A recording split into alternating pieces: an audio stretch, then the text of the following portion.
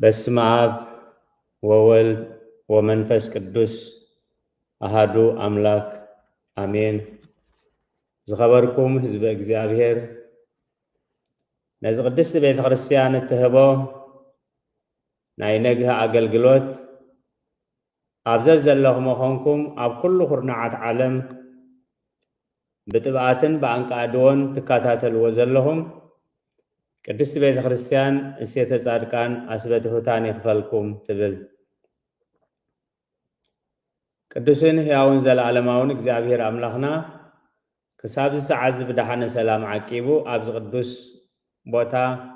በዚ ቅዱስ አገልግሎት ብቃል እግዚአብሔር ክንራኸብ ስለ ዝፈቀደልና ናይ ባህሪ ምስጋና ይብፅሐዮ። ንኩሎም በዚ ሰዓት እዚ ኣብ ፀበባ ኣብ ፀገም ኣብ ሽግር ንዘለው ረህዋ ሰላም ቅሳነት ዕረፍቲ ሃቦም ኣብ ቤት ማእሰርቲ ንዘለው ምውፃእ ሓራ ይፍጠረሎም። ብሞት ስጋ ንዝተፈልዩና ገነት መንግስተ ሰማያት ሃገረ ቅዱሳን የዋርሶም። ኣብ መሪር ሓዘን ንዘለኹም ከዓ ደበሳ ቅዱሳን ይደብስኩም። ንኩላህና ከዓ ዘስተውዕለ ኣእምሮ ሂቡ መወዳእታና የፀብቐልና። ዝኸበርኩም ህዝቢ እግዚአብሔር ንዓይ ነዚ ጉባኤ ዝኸውን ንህዝቡ ዝኸውን ህያው ቃል ኣብ ልሳነይ ከቐምጥ ኣብ ጸሎትኩም ክትዝክሩኒ እናተማሕፀንኩ ንኩላህና ከዓ ዘስተውዕል ዝሰምዓ ናይ እዛን መንፈስ ዝዓቆር ጥጡእ ልቢ ዘተግብር ሰናይ ሕሊና ክወሃበና ናይ እግዚአብሔር ቅዱስ ፍቓድ ይኹነልና። እቲ ሒዝናዮ ዘለናን ዝጸናሕናን ኣርእስቲ ካብ ቃል ጎይታናን መድሓኒናን ኢየሱስ ክርስቶስ ወንጌል ማቴዎስ ምዕራፍ 24 ቁፅሪ 6-12 ኣብቲ ቅዱስ ቦታ ርክሰት እንተረኣኹም እቲ ዘንብብ ሽዑ የስተውዕል ኣብ ዝብል መሪሕ ቃል ጥቕሲ ናይ ጎይታናን መድሓኒናን ኢየሱስ ክርስቶስ ኢና ዘለና። ኣብዛ ኣርእስቲ እዚ ኣስተውዕሉ እምበር ኣይትሰንብዱ። ኣስተውዕሉ ማለት እንታይ ማለት እዩ? በዛ ኣስተውዕሉ ትብል ቃል እንታይ እዩ ከነስተውዕል ደልዩ? ምስትውዓል ማለት እንታይ ማለት እዩ? ከምቲ ቅዱሳን ኣቦታት ቤተክርስቲያን ኣቐሚጦሞ ዘለው ኣብዚ ርእስቲ እዚ ነርና እዩ። ኣብቲ ዝሓለፍናዮ ምስትውዓል ማለት እቲ ኣብቲ ቅዱስ ስፍራ ዘሎ ርክሰት ብሰንክና ብሰንኪ ድኻምና ብሰንኪ ክፍኣትና ብሰንኪ ርክሰትና ብሰንኪ ትህኪትና ኣትዩ ከይከውን ተሓተቲ ንሕና ከይንኸውን ነብስና ምምርማር ብቃል እግዚአብሔር መሰረት ነብስና ምምርማር ምስትውዓል እዩ ኢልና እዩ። ብድሕሪኡ ዝረኣናዮ ምስትውዓል ማለት እቲ ኣብቲ ቅዱስ ስፍራ ዘሎ ርክሰት ንዓና እውን ለኺፍና ከይህሉ ነብስና ብቃል እግዚአብሔር መሰረት ነብስና ምርኣይ ነብስና ምብራህ ማለት ምስትውዓል እዩ ኢልና እዩ። ብድሕሪኡ ዝረኣናዮ ምስትውዓል ማለት እቲ ኣብቲ ቅዱስ ስፍራ ዘሎ ርክሰት ንዓና እውን ለኺፍና ከይህሉ ብቃል እግዚአብሔር መሰረት ነብስና ምምርማር እዚ ምስትውዓል እዩ። ሎሚ ከም ፍቃድ እግዚአብሔር ንሪኦ ከዓ ምስትውዓል ማለት እቲ ኣብቲ ቅዱስ ስፍራ ዘሎ ርክሰት ኣውፂና ምጉሓፍ ናይ ነብሲ ወከፍና ሓላፍነት ምዃኑ ምስትውዓልን ምእማንን ምቕባልን ማለት ምስትውዓል ማለት እዩ። ስለዚ ከዓ ጎይታናን መድሓኒናን ኢየሱስ ክርስቶስ ኣብቲ ቅዱስ ቦታ ርክሰት እንተረኣኹም እቲ ዘንብብ ሽዑ የስተውዕል ለእመ ትሰምዑ ቀትለ ወድምፀ ፀባኢት እቁ ወኢትሰንብዱ እዩ። እቁ ወኢትደንግጹ እዩ። ኣብቲ ቅዱስ ቦታ ርክሰት ተረኣኹም ኣስተውዕል እምበር ኣይትሰንብዱ። ውግእን ወረ ውግእን ክትሰምዑ ከለኹም ኣስተውዕል እምበር ኣይትሰንብዱ እዩ። ዝኸበርኩም ህዝበ እግዚአብሔር ደጊመ ንህዝቡ ዝኸውን ቃል ኣብ አንደበተይ ከንብር ኣብዚ ጉባኤ እዚ ቃል እግዚአብሔር እምበር ቃለይ ከይዛረብ ድምፂ እግዚአብሔር እምበር ድምፂ ሰብ ከይስማዕ ምእንቲ ንበረኸት ዝኸውን ቃል ክኸውን ኣብ ጸሎትኩም ክትዝክሩኒ ደጊመ እናተማሕፀንኩ ነቲ ኣብቲ ቅዱስ ስፍራ ዘሎ ርክሰት ኣውፂእኻ ምጉሓፍ ናይ ነብሲ ወከፍና ግደ ምዃኑ ምርዳእ ምስትውዓል እዩ። ها نرخصت كابت قدس سفرا مقحف أبنتنا ويتانا مدحنينا يسوس كريستوسي بقبري سرع حقن ممهر حقن فسام حقن سلازخونا نتخون قبرو زلنا بقبري مهيرونا إيو كلهم وانجيلاويان أقميتا موخم زلو ويتانا مدحنينا يسوس كريستوس ازي كابزي على علوه نبيت أبوي بيت عداقا عيتكبروي وانجيل ماتيوس معراف كلته قصر 10 شديشه نزي كابز على علوي ازي بيت عداقا ايكونن ازي بيت قحلو ايكونن ازي بيت شغط ايكونن ازي قلاوي وي مدراوي نطفتات زكايدو بوتا ايكونن نزي كابزي على علوه نبيت أبوي كا بيت عداقا ايتكبروي كبري نزخر سمي يخون وانجيلاوي قدس ماركوس أمعراف 11 قزر 10 شوعته بيتي نخلهم أحزاب بيت صلوت تبهالي إذن داي إذن صحوف دا يكونن نسخات مغنا بعد تقحلت قبركم وإلون مهارومي نخلهم أحزابي أبولي كدان اتوم دك جزرات زبهالو دك أوريت زبهالو يم حزب أملاخ زبهالو قدس بيت خريستيان ناي كلهم أحزاب يفلت እግዚአብሔር አይሁዳዊ ወአረማዊ አምጣነ ባእል እግዚአብሔር ያአክል ለክሉ እግዚአብሔር ነኩሉ ዘአክል ሀብታሚሙ አብ እግዚአብሔር አይሁዳውን ጽራውን የለን ዝበሎ ቤተይ ነኩሉ ማህዛብ ቤት ጸሎት ክስመይ ዝብል ጽሑፍ አለ ይሉ ካብ ኦሪት ጠቂሱ ንስኻትኩም ግና ቤት ጎሐሉ ቤት ሸቀጣ ሸቀጥ ገበርኩሞ ስለዚ ነዚ ሁሉ ካብዚ አልዕልዎ اتخلى لا نريو نرخصت كابت قدس سفرا مقحف قد مخلو قلاو وانينا كخوني قبائل مخنياتو أبقال እግዚአብሔር مسرد ناتي عبت قدس بوتا زلو رخصت أبز حلفة قزينا رينينا قدس بوتا زبهال هيوتنا أأمرونا سدرانا غزانا بيت كريستياننا حزبنا كل علم مخانو رينا إنا مالت ስለዚህ ነትርክሰት ካብ ቅዱስ ቦታ ምጉሓፍ ቀድሞ ሁሉ ዋኒና ምክንያቱ ቤት አምላኽ ከይጸረየ ልብና ከይጸረየ ህይወትና ከይጸረየ ገዛና ከይጸረየ ስድራና ከይጸረየ ክንጸሪ ስለዘይንኽእል ተዳጋጊሙ እቲ ርክሰት ክለኽፈና ስለዝኽእል ክቡራን ወለድና እምኒ ሓንቲ ግዜ እንተዓንቂፋትካ ንሳ አያታ እምኒ اتا امني كلا اي غزي انت عنقفاتك كاغن اتا امني زي كونت امنس نسخا اخا امني ምክንያቱ ሓንሳብ ኣብቲ መገዲ ፀኒሓ ምስ ዓንቀፈትካ ድንን ኢልካ ኣልዕል ኣቢልካ ክትኣልያ ኣባኻ እዩ ዘሎ እቲ ስልጣን ወይ እቲ ስራሕ ማለት ስለዚ ነቲ ኣብቲ ቅዱስ ስፍራ ዘሎ ርክሰት ምጉሓፍ ቅድሚ ኩሉ ዋኒና ክኸውን ይግባእ እዩ ኣብ ካልኣይ ዜና መዋዕል ምዕራፍ 29 ቁፅሪ 3 ከምዚ ይብል ንሱ በታ መጀመርታ ዓመት መንግስቱ በታ ቀዳመይቲ ወርሒ ነተን ደጌታት ቤት እግዚአብሔር ከፈተንን ጸገነንን መን እዚ ሕዝቅያስ ንጉስ ይሁዳ እዩ ነታ አቡኡ ምናሴ አጋዕዚዎ ዝነበረ ንቤት አምላኽ ዓፂዩ ንቤት አምላኽ አዕኒዩ ቤት ጣዖታትን ቤት ርክሰትን ገይርዎ ስለዝነበረ ንጉስ ሕዝቅያስ ናብ መሪሕነት ምስ መፀ ግን ኣብ መጀመርያ መዓልቱ ኣብ መጀመርያ ወርሒ ኣብ መጀመርያ ዓመቱ ከም ሓድሽ ንጉስ ከም ሓድሽ መራሒ ቤተ መንግስተይ ከደልድል ሰራዊተይ ከደልድል ኣፅዋረይ ከደልድል ክብል ዝግብኦ ንሱ ግን እንታይ ይገይሩ ኣብ መጀመርያ ዓመት መንግስቱ ኣብ መጀመርያ ወርሒ ኣብ መጀመርያ መዓልቲ ንቤት እግዚአብሔር ጸገኖን ከፈቶን ስለዚ ኸኣይ ጎይታናን መድሓኒናን ኢየሱስ ክርስቶስ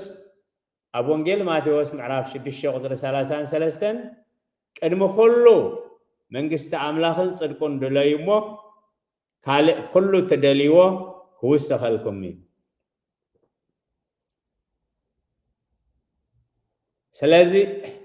أتي أبت قدوس بوتا زلو رخصت أو سينا مقحف قد مخلو وانينا قد مخلو قلاوي نتفتنا قد مخلو كالا أقلقلوتنا مخنياتو أبت قدوس بوتا رخصت انتالي كلو نتنعيو كلو نوتنو منفساو نقرن سقاو نقرن تايك قبرأي كبكلو أي مالك سلزخا أي قويتانان مدحينا نيس كريستوس نزي كابزي العلوي حماماتو أبز مزلو عدت وسأنا سرعة منقصة أبزر يلو قزيه تا منقصو خد صنع تا منقصو خد قوم انتاي كهونا قديمو كلو رخصت كلو نوري كابت قدس بوتا كالقس اللو سلزخ أيو نزي كابزي العلو نبيت أبوي بيت عداقا بيت قحلو أي تكبروي أبتنبيت إساياس معراف 58 قصر حدا انتا يزبل أفكا مليكا جدر أي تقارز دمسخا خملخت عوابل نهزبي أبساهم نبيتي أي قوب دما حاتياتهم نقرهم سلازي كابت قدس بوتا رخصت مقحاف مالت بخمي قحاف زلوه نهزبي مقد حق بممهار نتهزبي حاتيات كفنفن مئنتي نتي زلوا حاتيات نتي وحيد وزلو رخصت بتبعات منقار مقواج مخانو أفكا مليخا جدر أي تقارز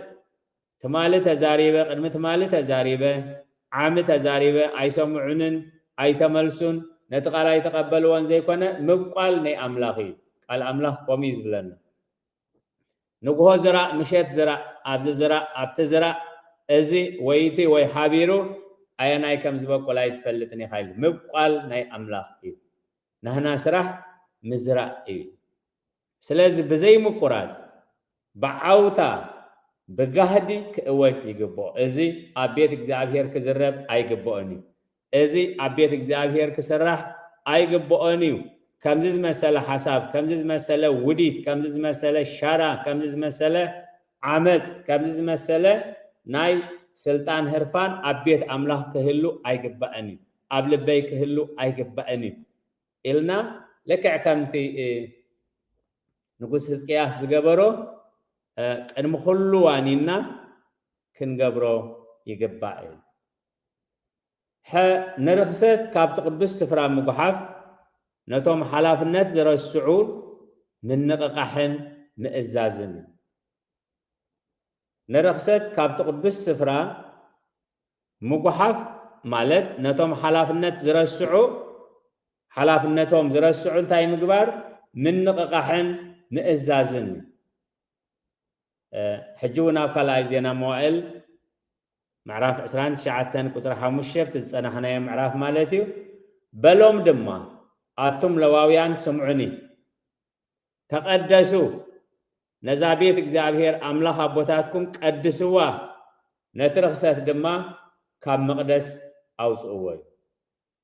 أبزق زيزي قال اكزابير كم زحبرنا نقوز هزكياس ود عسران حموشن عمد من إسي أبز جزازم باريو نتوم ليواويان أبت عبي أدراش أكيبو دايز بلوم زلو سمعني تقدسوا نزابيت إكزابير أملاح أبوتاتكم قدسوا نترخصت دما كابت مقدس أوسيهم قحافوه سلازي مستوعال مالت نتوم كقبروز قبوهم كاب أملاح حدرن مكليتن زتقبلوا مو حلافنتهم زنقعهم مقدهم زنبلو نعاتهم من نققحن مئزازني ويتانان مدحنان يس كريستوس نزي كابز العلو زبلوم زلو ترى سبات يكونون نقادو يكونون عبت بيت مقدس صنيحمو شقاتو يكونون صنيحمو عبت بيت مقدس عبت بيت مقدس صنحو ليواويانن لقانا كهناتن يوم سلازخ أي نقوس هزقياس مزي أتحاحيزو أتم لواويان الوم تايقبارو سمعوني ود عسران حموشن عمت من إسي نتوم ملع عدمي أما بيت إكزابير زقلقلون زسروحن بيت إكزابير زهابو زقان طبابن أتم لواويان سمعوني نمن تسوي الله ሓላፍነቶም እንታዩ ይፈልጥ እዩ ስለዚ ሓላፍነቶም ስለዘይ ገበሩ ቤተ አምላኽ ክዕጾ ቤተ አምላኽ ክፈርስ ቤት ጣዖታት ክምለኽ ንጉስ ምናሴ አብኡ ዝኹሉ እናሰርሐ ከሎ አጽቂጦም እንታይ ገደሰና ምስ ንጉስ ንዛረብ እንታይ ገደሰና ብህብከት ንኣቱ ኢሎም አጽቂጦም ተዓዚሞም ስለ ዝነበሩ እዩ ንጉስ ሕዝቅያስ አቶም ለዋውያን ስምዑኒ ተቀደሱ ነዛ ቤት እግዚአብሔር አምላኽ አቦታትኩም ቀድስዋ ኢሉ ስለዚ ተቀደሱ ክብሎም ከሎ ኣብ ምንታይ ከም ዝነበሩ ወፃኢ ካብቲ ቅድስና ከም ዝነበሩ ኣብቲ ርኩስ ስፍራ እንተሊኻ በቲ ቅዱስ ስፍራ ዘሎ ርክሰት ክትረክስ ኣብቲ ቅዱስ ቦታ ርክሰት እንተሊኻ እቲ ርክሰት ክለኽፈካ ስለ ዝኽእል ኣብ ምንታይ ኩነታት ከም ዝነበሩ እምበኣር ንጉስ ሕዝቅያስ እንታይ ግበሩ ኢልዎም ተቀደሱ ኢሉ ነብስኻ ከይቀደስካ ንቤተ አምላኽ ክትቅድስ ነብስና ከይቀደስና ንስድራና ክንቅድስ ነብስና ከይቀደስና ነቲ ኣብ ርክሰት ዘሎ ናብ ቅድስና ክመፅእ ክንገብር ሓይሊ ስለ ዘይብልና መጀመርያን እንታይ ግበሩ ተቀደሱ ሐዋርያ ቅዱስ ጳውሎስ ዘእይክል ሰሪአ ቤቱ እፎ ያስተሃምን ቤተ እግዚአብሔር ቤቱ ዘየመሓድር ነብሱ ዘየመሓድር ህይወቱ ዘየመሓድር ቤት አምላኽ ከመሓድር ኣይክእልን እዩ ከም ዝበሎ እንታይ ኢልዎም መጀመርያ እንታይ ግበሩ ተቀደሱ ነዛ ቤት እግዚአብሔር አምላኽኩም ከዓ እንታይ ግበርዋ ሽዑ ቀድስዋ ኢሉ ነቲ ርክሰት ድማ ካብቲ መቅደስ ኣውፅእዎ እዩ እግዚአብሔር ዘስተውዕሎ እምሮ ይሃበና ስለዚ ከዓ እዩ ጎይታናን መድሓኒና ኢየሱስ ክርስቶስ ነቲ ኣብ ውሻጠ ዝነገርክኹም ኣብ ዝባን ናሕሲ ንገርዎ ነቲ ኣብ ጸልማት ዝነገርክኹም ከዓ ኣብ ብርሃን ኣውጅዎ ኢሉ ስልጣን ሂቡ ብዛዕባ ምድራዊ ነገር ከይፈራሕና ነታ ሓቂ ክንሰርሕ ከም ዘለና ዝኣዘዘና እዩ ነቲ ርክሰት ካብቲ ቅዱስ ስፍራ ምጉሓፍ ዝትግበር ክቡር ግላዊ ውሳኔ እዩ ነቲ ርክሰት ካብቲ ቅዱስ ስፍራ ምጉሓፍ እንታይ እዩ ክቡር ግላዊ ውሳኔ እዩ ብግልና በዓል ክስቶ እንደየለውን በዓል ክስቶ ልዕለዮም በዓል ክስቶ ብዕድመ ልዕለዮም በዓል ክስቶ ብሓላፍነት ልዕለዮም በዓል ክስቶ ብፍልጠት ልዕለዮም እወ ብዙሓት ልዕሌና ዘለው ብኩሉ መዳይ ዝበልፁና ክህልው ናይ ግድን እዩ እንተኾነ ግን ነቲ ርክሰት ካብቲ ቅዱስ ቦታ ምጉሓፍ ክቡር ግላዊ ሓላፍነት እዩ ሕጂ እውን ኣብነትና ንጉስ ሕዝቅያስ እዩ ኣብ ቁፅሪ 10 ቶም ድሕሪ ኢልኩም ዝኣተኹም ካልኣይ ዜና መዋዕል 29 ኢና ዘለና ቁፅሪ 10 ሕጅስ እቲ ጉሁር ቁጥዕኡ ካብኡ ምእንቲ ክምለስ ምስ እግዚአብሔር አምላኽ እስራኤል ኪዳን ከኣቱ ኣብ ልበይ ሓሳብ ኣሎኒ እግዚአብሔር መስገን ዝኸበርኩም ህዝበ እግዚአብሔር ሎሚ ዓለምና ምስ ክቡራት ሰባት ዝምድናታት ምስ ሙሩያት ሰባት ዝምድናታት ምስተን ልዕል ዝበላ ሃገራት ዲፕሎማ ምምስራት ዝምድና ምምስራት ሽርክነት ምምስራት ዓወትን መንፈዓትን ስልጣንን ኣብ ዝኾነሉ ዘመን ንጉስ ሕዝቅያስ ግን እንታይ ኢሉ ምስ እግዚአብሔር አምላኽ እስራኤል ኪዳን ከኣቱ ኣብ ልበይ ሓሳብ ኣሎኒ ኣብ ዘበኑ ኣብ ከባቢኡ ብዙሓት ሙሩያን ኣብ ርሑቕ ከይከድና ኣብ ሰማርያ ብዙሓት ሙሩያት ነገስታት ነይሮም እዮም ኣብ ዘበኑ ምስቶም ኣብ ዘበነይ ዘለው ንጉስ መናግስቱ ንኡስ መናእስቱ ከም ዝበሃል ምስቶም ኣብ ዘበነይ ዘለው ሰብ ግዜ ምስኦም ክመሓዙ ኣይበለን እንታይ ኢሉ ምስ እግዚአብሔር አምላኽ እስራኤል ኪዳን ከኣቱ ኣብ ልበይ ሓሳብ ኣሎኒ ንጹር ዝኾነ ዕላማ እዩ እንታይ ንምግባር ኢሉ ካብ ጉሁር ቁጥዑ ምእንቲ ክምለስ ዕድመ ከብዝሓለይ ስልጣነይ ከዝናዓለይ ዓወትን መጎስን ክህበኒ ናብ እግዚአብሔር ክቐርብ እየ ኣይኮነን ዝብል ዘሎ ካብ ጉሁር ቁጥዑኡ ምእንቲ ክመለስ ኣቦኡ እንቶም ዝነበሩ መራሕትን ሌዋውያንን ሊቃነ ካህናትን ብምሉእ ናብ ዓመፅ ስለ ዝኸዱ እቲ ቅዱስ ቦታ ብርክሰት ስለ ዝመልአ عاني أبزنا برولو جزية إذا زوساني زوسنا زل سلازي مس أملاخ زي أبيهر مس أملاخ إسرائيل كيدان كأتو قبل بي حساب علن انتهي نمقبار زي أبيهر كبهور كتعو من انت خملس معاتها أورلنا محرتها أوردلنا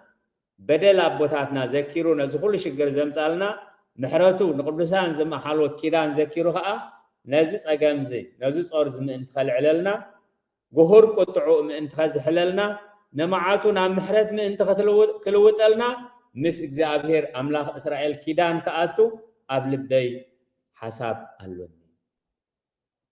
ስለዚህ እዛ ሐሳብ ዚ ናይ ኩላህና ሐሳብ ክኸውን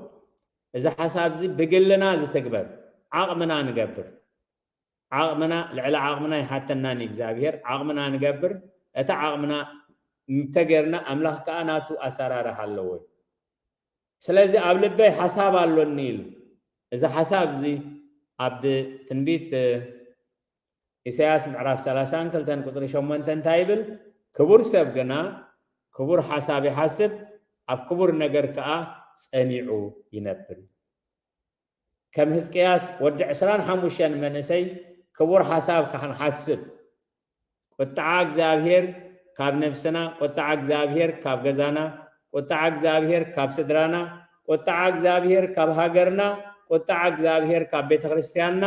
قطع እግዚአብሔር ካብ ዓለምናን ከባቢናን ከዝሕል ምእንትን በአርሎሚ ምስ አምላኽ እስራኤል ሸዳን ክንአቱ ይገባአና ዝኸበርኩም ህዝበ እግዚአብሔር እዚ ሐሳብ ዝኸአ ክቡር ሐሳብ ቅዱስ ሐሳብ ኣብ ቅድሚ እግዚአብሔር ቅቡል ዝኾነ ሐሳብ ምስተውዓል እግዚአብሔር ዝተወሃሃደ ሐሳብ እግዚአብሔር ዘስተውዕል እምሮ ይሃበና እዚ ሁሉ ክኸውን ብግዲ እዚ ሁሉ ክኸውን ብግዲ እዚ ከይንስንብድን ካልእ ተፅቢት ከይንፅበን ነቲ ቃል ኣምላኽ ከም ዘለዎ ክንቀበሎ ከም ዘለዎ ክንኣምኖ ከም ዘለዎ ክንርድኦ ይግባአና እዩ ብዛዕባ ውግእን ዕልወትን እንተሰማዕኹም ኣይትሰንብዱ إذا قدم كخون بقديمه مودعة أجنا بؤ أي كخون مبزحتنا كابسناي فقاد زتلا عليه كما يلوهم مخون أبيت إجزابير دهم يجبري منفساو سبد خمس الزاربي زتقب سبد خمس حسبي نبلينا كمو مبالنا حماق يكونن مخناتو كابت حلافنت زل وسد كابت منفساو مريحنت صبو ነገር ትስለት ጽበ ወይታ ገና ለቢ ምናይ ምክንያቱም ታይልና በግዲ ክኸውን ስለዚህ በግዲ ክኸውን ኮሎ እንታይ ክንገብር ዝግባአና ከነስተውዕል ማለት ከአንታዩ ነቲ ርክሰት አውፂኻ መጉሓፍ ብኻልእ ቅድስና ምምላእ እዚኣ ሕጅታ ናይ ሎሚ ምስተውዓል ትብላ ርእስትና ኣብ ትንቢት ሕዝቅኤል معرف الشعات قصر حموشة أنا الناس معه أنا تنكالوت بلوم دد حري وبتا ختم حليفكم وقعوا عينكم نحدكوا أي تنحفن أي ترحرهن بلوم إذا خون تايب إذا خون بجدي أب قصر شدشة كم مقدسي جميركم نأرجوتن نقبازن نقرازوتن نقلوعن نأنستن قتلون أزنوتوني نتوم محتم زلوون جنا أي تقربوهم نساتون كا بتوم أبكر من تبيت زلو أرجوتي جموري زخبركم هزبك زابيان سوا يكونن تمالن كن متمالن تفسيمي وحجي في السمالو صباح كأك في السمي سلازي نتوم بتي أبتي قدوس بوتاز جبر زنبرة صياف زحزنون زتكزون زنبرو انتاي جبر اللوميل قصر بعده محتم جبر اللوميل زوم سبات زياتهم نتا أبيت مقدس زلو رخصت كوسو عقمن دا زينبرو مكا از بيت أملاخي وز بيت قدس النايو أبيت أملاخ نور كهلو يبلون أبيت أملاخ شرا كهلو يبلون أبيت أملاخ عمز كهلو يبلون أبيت أملاخ المات كهلو يبلون أبيت أملاخ فتحي مدفان كهلو يبلون النابولو ليتن معلتن زحزنون زتكزون أب جنبارهم محتون جبر اللهم بلا أنا الناس مع فوق أنا تون كالوت عتقهم عتاقمو انتهي تجبروا نحدقوا أي تنحافوا نحدقوا أي تنحافوا كبري نزخر سميهون سلازيك زابير نحدقوا أي تنحافوا بيتي أبيت مقدس زلو جمروا بزبالو أزك خاون بجدي مخنياتو هواري قدس بيتروس أمعرف 4 قصر 10 شوعته اتفردي أبيت أملاخ زجمرو لجزية مسيمو قدم أبانا خاب زجمرسي أتوم نوانجيل أملاخ زي الزوزداء مودة أم انتاي كخوني زابير زستوع الأمور هابرنا اتفردي أبيت أملاخ زجمرو لجزية مسي قدم أبانا خاب زجمرسي أتوم نوانجيل أملاخ زي الزوزداء مودة أم اتفردي ببيت أملاخ يخجمر اتفردي بأنا يخجمر سلازي بأنا خمزي جمر فليدنا لومي كم فقاد إجزابير ناتي أبتقدس سفرة زلو رخصت كان لليون كابتقدس سفرة كنقو حفون نحنا حلاف النت مخانو مستوعلن نتزا استوعلنايو قبل بنا مقماتن بالتبقبار كأكن سرحلون لا إجزابير فقاد إيه أبقال إجزابير أب تاريخ بيت خريستيان أب مزحفة سنكسار سنة 10 تصحيفو كمزلو أتي أكلابات راز تبهلت نقستي زسرحتو تاوت كساب مبل 10 شمونتا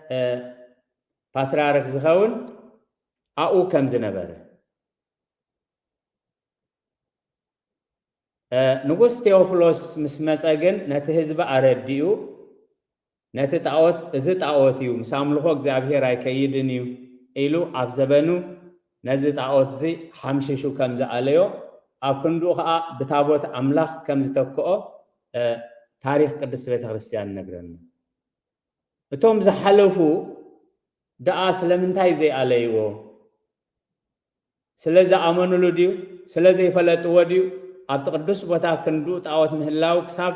10 كاونجيلاوي قدس ماركوس جميرون كساب 10 شمونتا باتراركات زحلفو دعا كمي يحلف نيرو سب نناتو كقبرو زز قبؤو سراح بسحيتن اللويل اتوم نا إجزابير سبات كا نجزين كونتاتن فقاد أملاخن انا تأمتو الناس توعالو سلازخادو إجزابير زهابهم سراح الناس روحو يحلفو نيرومي أب تاريخ مصحف قدسنا أتي موسى زسرحو تمناس رازي دك إسرائيل كافقاد إجزابير وصائي ني 600 عامت كم زملهو يمصحف قدسنا زنقر يوسافات نقص يهودا مسمسجن نزي كم تعوت غيرهم زملهو زنبرو تمناس رازي تحينو أدقيقو بتينو نحشان يلو 5 سميو قال أملاخ ينقرن سلازي تحطو زمز كاب نبي موسى كاب لك نبيات موسى جميرو كساب يوسياسن يوسافاتن زلو كندي نغستات حليفهم كندي عبيت نبيات حليفهم كما يلوم سقيلوم ريومو كما يقروم حليفهمو زبل حتى تخمس خلو بوتاتنا نفس وكف نا إجزابير أقلقالي نعوخ قبرو زقبو نقر تا إجزابير زفقدلو الناس رحو نتزدرفة نتدحري زلو إنا قدو في زحالفو نيرومي سلازي ازر استزي اتي تمناس رازي كندي عمد كمز تملخن ازي أكلابات راز سرحاتو تاوت كندي عمد كمز حلفن مسستو علنا مسنا ناس أصرنا اتي عبد قدس بوتا زلوس رخصت قاليو كم لمدي قاليو كم بهلي قاليو كم سرعات قاليو بزي مستوعل ዝጸንሐን ታይ ከይንበል ዝሕግዘና እሞ ከምኡ እንዲ ዝግባእ ትማል ዝነበሩ ቦታት ትናል ዝነበሩ መራሕቲ ብኸምኡ እንዳረኣይዎ እንዲዮም ሓሊፎም ዘይግባእ እንደ ዝኸውን ዳኣሳቶም ዘይገብርዎ ከይንብል ምእንቲ ካብ ሙሴ ጀሚሩ ክሳብ ዮስያስን ዮሳፋጥን ዝነበረ እቲ ተመናስራዚ እንታይ ይገብርዎ ነይሮም የምልኽዎ ነይሮም እዩ ነቲ ስቁል ክርስቶስ ኣብነት ክኾኖም ነቲ ተስፋ ስቕለት ብኸመይ ከም ዝፍጸም ንኽርድእዎ እግዚኣብሔር ዝሃቦም እምበር ተመናስራዚ ከምልኹ ኣይተፀውዕን ከምቲ ጎይታናን መድሓኒናን ኢየሱስ ክርስቶስ ኣብ ወንጌል ዮሃንስ ምዕራፍ 3 ቁፅሪ 14-15 ከምቲ ሙሴ ኣብ በረኻ ተመን ዝሰቐለ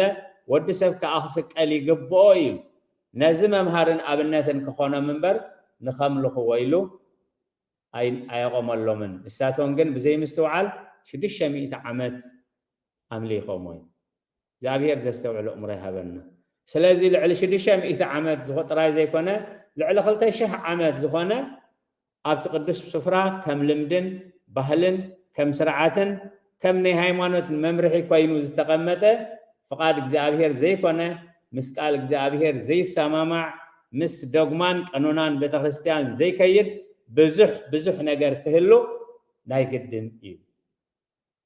ስለዚ ከዓ ነዚ ዘሎ ነገር እግዚአብሔር ዘይከብረሉ ምስ ቃል እግዚአብሔር ዘይሰማማዕ ምስ ዶግማን ቀኖናን ቤተክርስቲያን ዘይከይድ ዘበለ ኩሉ ካብ ቤት አምላኽ ክጓሓፍ ጎይታናን መድሓኒናን ኢየሱስ ክርስቶስ ነዚ ካብ ዝኣልዕልዎ ነቤት ኣቦይ ከዓ ቤት ኩሓሉ ኣይትግበሩ ወይሉ ብተግባር በቃል በአምላኻዊ መሪሕነቱ አዚዝና አሉ ነቲ ምጽአት መዓልተ አምላኽ እናተጸበኹምን እናቃላጠፍኩምን ብቅዱስ ንብረትን ፍርሃት እግዚአብሔርን ንበሩ መወዳእታ እትርክሰት ካብ ቅዱስ ስፍራ እትርክሰት ካብ ልብና እትርክሰት ካብ ህይወትና እትርክሰት ካብ ገዛና እትርክሰት ካብ ስድራ ቤትና እትርክሰት ካብ ህዝብና እትርክሰት ካብ ቤት አምላኽ ምስተጓሕፈ ዝመጽእ ናብራ እንታይ እዩ ብቅድስናን ፍርሃት እግዚአብሔርን እዩ ካልኣይ ጴጥሮስ ምዕራፍ 3 ካብ 11 ብዛዕባ እዚ ዘለናዮ ዓለም ከመይ ኢሉ ከም ዝሓልፍን እዚ ዓለም እዚ ክሓልፍ ከሎ እንፅበዮ ነገር እንታይ ምዃኑን ምስ ገለጸ ኣብ ዝሓለፈ ዓለም ዘይሓልፍ ነባሪ ታሪክ ንምስራሕን እቲ ዝሓልፍ ዓለም ክሓልፍ ከሎ ናብ ዘይሓልፍ ዓለም ንምስግጋር ራእይን ተስፋን ክህልወና ብቅድስናን ብፍርሃት እግዚአብሔርን ምክንያቱ ጽድቂ ዝነብረሉ ሓድሽ ሰማይ ሓድሽ ምድሪ ንጽበለና ኢሉ ሃዳሳተ ሰማያተ ወሃዳሳተ ምድረ ንስየፎ ዘበውስቴቶን የሃድር ጽድቂ ሓድሽ ሰማይ ጽድቂ ዝነብረሉ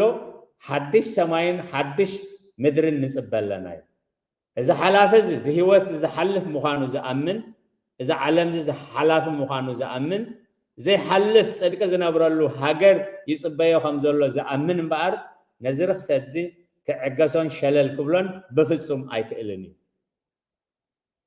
ነዚ ርክሰት እዚ ንላማመዶ እንተሊና ነዚ ርክሰት እዚ ንሰማምዑ እንተደኣ ሃሊና ሓለፍቲ ምዃኑና እቲ ዘለናዮ ዓለም ዘለናዮ ስልጣንን ሓላፊ ምዃኑ ረሲዕና ኣለና ማለት ነዚ ርክሰት ሸለል ተደኣልናዮ ነቲ ጽድቂ ዝነብረሉ ንዘለዓለም ዝነብር ዝኸውን ርስቲ ብግቡእ ይረአየና ኣየሎን ማለት እግዚአብሔር ዘስተውዕሉ እምሮ ሃበና ስለዚ እምበኣር እዩ ደጊም እዚ ኩሉ ዝፈላለ ካብ ኮነ ስጋን ነፍስን ዝፈላለ ካብ ኮነ ኣብ መሬት ኣለና ንብሎ ስልጣን ፍልጠት ሓይሊ ጉልበት ኩሉ በኒኑ ዝጠፍእ ካብ ኮነ ብቐንዱ እቲ ዘለናዮ ዓለም ከዓ ከም ሽምዓ መኺኹ ከም ቆጽሊ ሓሪሩ ዝተርፍ ካብ ኮነ ከመይ ዝመሰሉ ሰባት ክትኮኑ እዩ ዝግባኣኩም ስሉኡ ሰማያት ብሓዊ መኺኹ ዝፈላለየሉ ፍጥረት ሰማያት ብረስኒ ዝመከሉ ነቲ ምጽአት መዓልቲ ኣምላኽ እናተጸበኹምን እናቀላጠፍኩምን እንታይ ኢና ከነቃላጥፎ ምቅልጣፍ ማለት እንታይ ማለት እዩ እንታይ ኢና ከነቃላጥፎ